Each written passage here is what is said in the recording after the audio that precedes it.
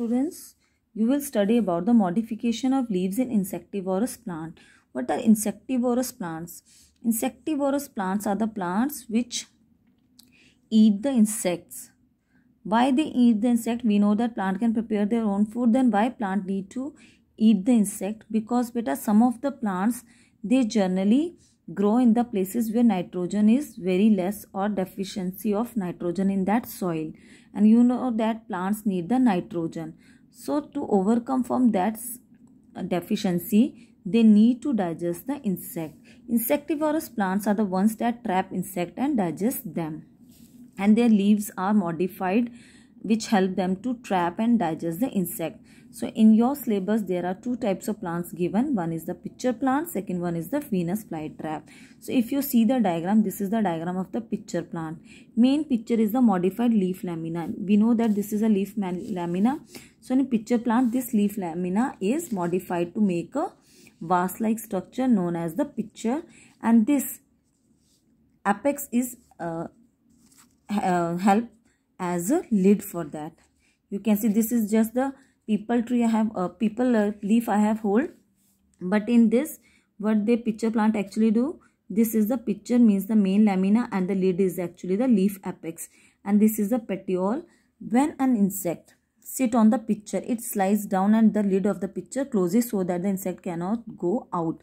Then what happened? The juices inside this pitcher digest the insect and absorb the digested protein, because we know that our body is made up of protein only. So they digest the insect to get the protein from them, and protein is actually the nitrogen only.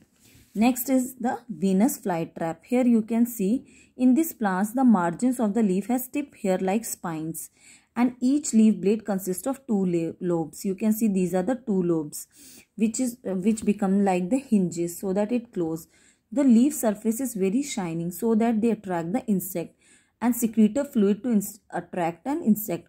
When an insect sits on the leaf, it closes its hinge and the insect trap inside them in this leaf margin. And then what happened? The insect is then digested by the juices and proteins are absorbed for the nitrogen.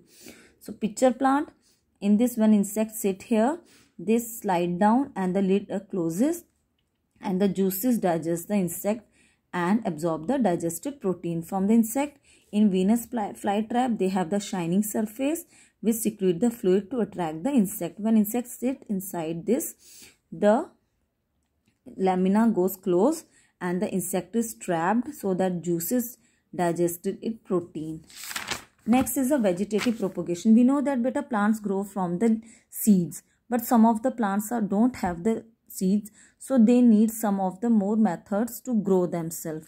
So in your chapter you are going to study about the vegetative propagation, means giving rise to a new plant from vegetative part like root, shoot, bud and leaves. In your book the one example is given, that is the leaf of the Bryophyllum. Bryophyllum is also known as the sprout leaf plant. In this, the vegetative propagation take place on the surface of the leaf.